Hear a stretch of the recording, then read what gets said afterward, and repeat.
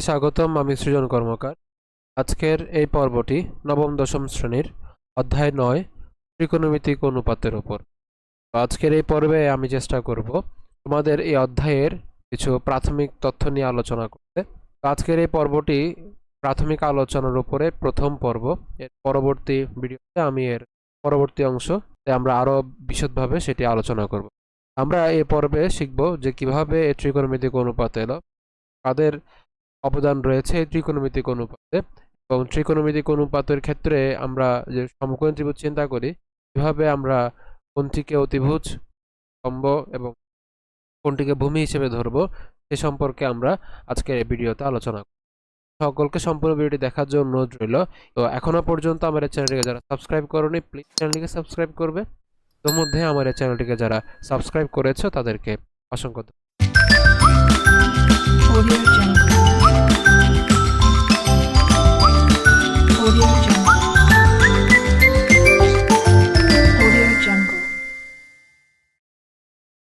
আমরা প্রথমে জেনে নেই যে ত্রিকোণমিতি শব্দটি কোন শব্দগুলো সমন্বয়ে গঠিত, এবং ত্রিকোণমিতি শব্দটি যে শব্দগুলো সমন্বয়ে গঠিত তাদের অর্থ কী। তো ত্রিকোণমিতি শব্দটি দুটি শব্দ নিয়ে গঠিত হয়েছে, একটি হচ্ছে ত্রিকোণ এবং অপরটি হচ্ছে মিতি। তো ত্রিকোণ শব্দটির অর্থ কী? ত্রিকোণ শব্দটি দ্বারা তিনটি কোণ বোঝায়, আর মিতি শব্দটির অর্থ হচ্ছে পরিমাপ। ইংরেজিতে আমরা ত্রিকোণমিতিকে ট্রিগোনোমেট্রি বলে থাকি। তো এই ট্রিগোনোমেট্রি এই শব্দটিও আবার দুটি গ্রিক শব্দের সমন্বয়ে গঠিত। তো প্রথমটি হচ্ছে ট্রিগন এবং অপরটি হচ্ছে ম্যাট্রন। তো ট্রিগন শব্দের অর্থ কি? ট্রিগন শব্দের অর্থ হচ্ছে তিনটি কোণ। আমরা নাম দেখে বুঝতে পারছি যে ট্রাই যার অর্থ হচ্ছে তিন। তো ট্রিগন বলতে হচ্ছে কয়টি কোণ? তিনটি কোণ। এবং ম্যাট্রন শব্দের অর্থ কি? পরিমাপ। অর্থাৎ গণিতের যে শাখায় ত্রিভুজ সংক্রান্ত বিভিন্ন পরিমাপ সম্পর্কে বিশেষভাবে আলোচনা করা হয় তাকে কি বলে? ত্রিকোণমিতি বলে।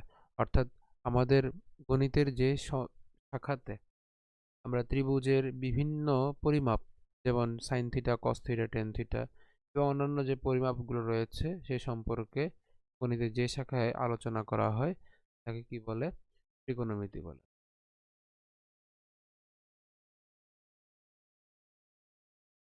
তো যদি ত্রিভুজের একটি কোণ সমকোণ হয় এবং অপর কোণের মান জানা থাকে, তবে তৃতীয় কোণের পরিমাপ আমরা নির্ণয় করতে পারি। আমরা জানি যে ত্রিভুজের কয়টি কোণ? ত্রিভুজের তিনটি কোণ। তো একটি কোণ কি ধরি? সমকোণ ধরি। এবং অপর যে কোণ রয়েছে, অপর যে দুটি কোণ রয়েছে তার মধ্যে একটি কোণের মান আমরা জানি। তো যদি আমরা তিনটি কোণের মধ্যে দুটি মানই জেনে থাকি তাহলে তৃতীয় কোণ আমাদের পরিমাপ করা খুবই কি হবে? সহজ হবে। তো এবার আমরা জানি যে ত্রিভুজের তিন কোণের যে সমষ্টি, ত্রিভুজের তিন কোণের সমষ্টি কত ডিগ্রি? 180 ডিগ্রি। তো কাজেই সমকোণ বাদে বাকি যে কোণ দুটি থাকবে সে কোণদ্বয়ের সমষ্টি কত হবে? 90 ডিগ্রি হবে। তো আমরা জানি যে সমকোণী ত্রিভুজ, যে ত্রিভুজের একটি কোণ তাকে কি বলে? সমকোণী ত্রিভুজ বলে। তো যে ত্রিভুজটি রয়েছে সে ত্রিভুজটি যে তিনটি কোণ তার মধ্যে একটি কোণ যদি 90 ডিগ্রি, এবং আমরা জানি যেহেতু ত্রিভুজের তিন কোণের সমষ্টি 180 ডিগ্রি, তাহলে বাকি যে দুটি কোণ থাকবে সে দুটি কোণের সমষ্টি কত হবে? অবশ্যই 90 ডিগ্রি হবে। তো তিনটি কোণের পরিমাপ যদি আমরা জেনে থাকি তাহলে আমরা খুব সহজেই যে ত্রিভুজের যে তিনটি বাহু রয়েছে সে ত্রিভুজের তিনটি বাহুর কি করা যাবে? পরিমাপ নির্ণয় করা যাবে। অর্থাৎ যে কোনো এদের মধ্যে, অর্থাৎ এই ত্রিভুজের যে তিন বাহু রয়েছে এদের মধ্যে যদি আমরা একটা বাহুও জেনে থাকি এবং তাদের মধ্যে যদি একটা কোণ আমাদের জানা থাকে, তাহলেও আমরা খুব সহজে বাকি যে দুটি বাহু রয়েছে সে দুটি বাহুর দৈর্ঘ্য কি করতে পারবো? নির্ণয় করতে পারবো। এবং এই যে বাহুর যে পরিমাপ আমরা নির্ণয় করব এটি কার মাধ্যমে বা কাকে সাহায্য নিয়ে আমরা এই মান পরিমাপ করতে পারি? এটি হচ্ছে একটি ত্রিকোণমিতিক ফাংশন অথবা অপেক্ষক। এটি হচ্ছে কি? থিটা। অর্থাৎ আমাদের যে সূক্ষ্মকোণ বা যে কোনো একটি কোণ যদি থিটা দেওয়া থাকে এবং একটি বাহুর পরিমাপ যদি দেওয়া থাকে, আমরা খুব সহজেই অপর দুটি বাহুর দৈর্ঘ্য করতে পারি? নির্ণয় করতে পারি।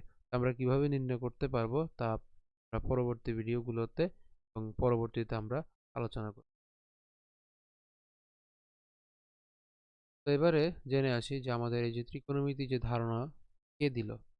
ত্রিকোণমিতির ধারণা আমরা হিপ্পারকাস, একজন গ্রিক জ্যোতির্বিদ, এর থেকে পেয়ে থাকি।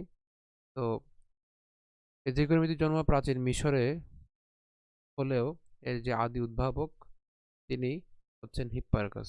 তো খ্রিস্টপূর্ব 2য় শতকে গ্রিক হিপ্পারকাস গ্রহ, নক্ষত্র এবং তাদের মধ্যবর্তী বেগ এবং দূরত্ব নির্ণয় ও বিচার করতে গিয়ে এই বিদ্যার চর্চা শুরু করেন।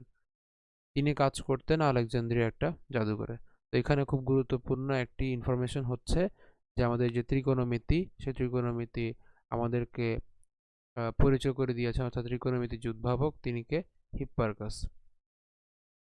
আমাদের এই হিপ্পারকাস তো শুধু আমাদের কি করেছেন, ত্রিকোণমিতি সম্পর্কে জাস্ট ধারণা দিয়েছেন, কিন্তু আমরা যে আধুনিক যে sine theta, cos theta, cosec theta ইত্যাদি যে মানগুলো উদ্ভাবন করি, সেই উদ্ভাবনের ক্ষেত্রে আমাদের 3জন মুসলিম গণিতবিদের অবদান খুবই অনস্বীকার্য।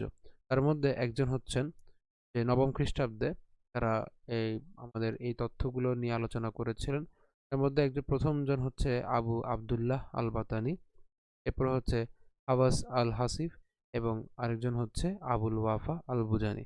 এই 3জন গণিতবিদের যৌথ উদ্যোগের ফসল হচ্ছে বর্তমান এই আধুনিক ত্রিকোণমিতি। তবে তারা গ্রিক জ্যোতির্বিদ হিপ্পারকাসের মূল ধারণার উপর ভিত্তি করেই এই বিষয়টিকে আরো আধুনিক করে গড়ে তুলেছিলেন। তো এবারে জেনে নিই যে সমকোণী ত্রিভুজের বাহুগুলোর নামকরণ। যে সমকোণী যে ত্রিভুজ আমরা আঁকি, সেই সমকোণী ত্রিভুজের যে বিভিন্ন বাহুগুলোর যে নাম, সেগুলো আমরা কিভাবে করে থাকি। তো সমকোণী ত্রিভুজের বাহুগুলো অতিভুজ, ভূমি এবং উন্নতি, অর্থাৎ এই ওখানে যে উন্নতি ইউজ করা হয়েছে আমরা সাধারণত লম্ব বলে থাকি। তো অভিহিত হয়। তো আবার সমকোণী ত্রিভুজের সূক্ষ্মকোণদ্বয়ের একটির সাপেক্ষে অবস্থানের প্রেক্ষিতেও বাহুগুলির নামকরণ করা হয়। আমরা প্রথমে এখানে একটি ত্রিভুজ চিন্তা করি, যে ত্রিভুজ এখানে হচ্ছে কে রয়েছে, PON। এখন এখানে ধরি যে এখানে যে n কোণ রয়েছে, এই n কোণ হচ্ছে কত ডিগ্রি? 90 ডিগ্রি। এখন বলছে যে সমকোণী ত্রিভুজের বৃহত্তম বাহু যা সমকোণের বিপরীত বাহু। খেয়াল করো যে এখানে যে সমকোণ, এই সমকোণের ঠিক বিপরীত বাহু হচ্ছে কে? OP। আর এই সমকোণের বিপরীত বাহু যেটি, তাকে আমরা বলে থাকি কি? অতিভুজ। অর্থাৎ এখানে OP হচ্ছে কি?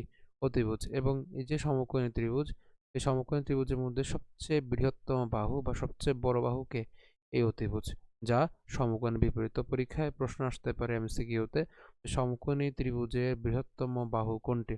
সমকোণী ত্রিভুজের বৃহত্তম বাহু কোনটি হবে? অতিভুজ। আবার আরেকটি প্রশ্ন আসতে পারে, সমকোণের বিপরীত বাহু কোনটি? সেটিও অতিভুজ। ঠিক আছে, এই ইনফরমেশনটি খুবই গুরুত্বপূর্ণ। এরপরে আসি বিপরীত বাহু, যা হলো প্রদত্ত কোণের সরাসরি বিপরীত দিকের বাহু। ঠিক আছে, প্রদত্ত কোণ বলতে যে কোণটি আমাদের দেওয়া থাকবে। তো ধরলাম যে এখানের মধ্যে PON, এই কোণটিকে থিটা। তাহলে এই কোণের যে সরাসরি ঠিক যে বিপরীত যে বাহু দেওয়া থাকবে, সেটিকে কি বলবো? বিপরীত বাহু, যেটিকে আমরা বলে থাকি মূলত হচ্ছে কি? লম্ব। এবং সন্নিহিত বাহু, যা প্রদত্ত কোণ সৃষ্টিকারী একটি রেখাংশ। এখানে যে প্রদত্ত যে কোণ অর্থাৎ থিটা, এই কোণটাকে সৃষ্টি করেছে এই ON রেখাংশটা। ঠিক আছে, এই ON রেখাংশটা যেহেতু সৃষ্টি করেছে, তাহলে ON রেখাংশ বলে সন্নিহিত বাহু বলে। অর্থাৎ এটিকে বলবো কি? ভূমি। এখন এখানে একটু খেয়াল করি যে এটিও সন্নিহিত বাহু এবং OPও সন্নিহিত বাহু। এখানের মধ্যে OPও কি করেছে? এই কোণকে সৃষ্টি করেছে। তাহলে যেহেতু একটি রেখাংশ, তাহলে ON একটি রেখাংশ এবং OP একটি রেখাংশ। ON এই কোণটির একটি সন্নিহিত বাহু এবং OPও একটি সন্নিহিত বাহু, কিন্তু ON হচ্ছে কি? ভূমি। এটি মনে রাখতে হবে। তো একই রকম ভাবে আমরা যদি আরেকটি চিত্র চিন্তা করি, ত্রিভুজ একই রকম, কিন্তু তাদের যে প্রদত্ত কোণ অর্থাৎ সূক্ষ্মকোণের মান পরিবর্তন হচ্ছে। এই চিত্রে আমরা কি ধরেছিলাম? O কে থিটা ধরেছিলাম, কিন্তু এই চিত্রে আমরা P কে কি ধরি? থিটা ধরি।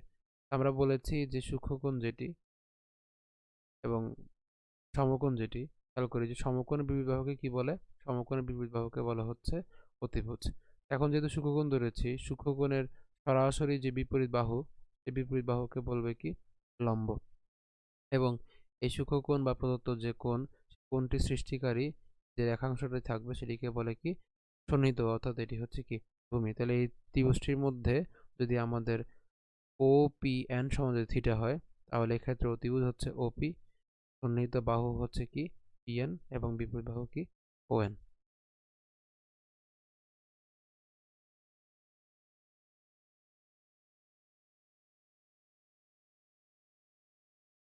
সূক্ষ্মকোণের ত্রিকোণমিতিক অনুপাত।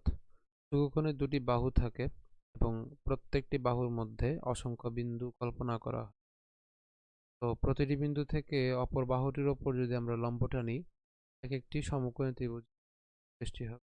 এখানে চিত্রে খেয়াল করি যে এখানে যে ত্রিভুজটি রয়েছে, সেই ত্রিভুজটির মধ্যে এটি হচ্ছে কোণ এবং এটি হচ্ছে অতিভুজ এবং হচ্ছে ভূমি।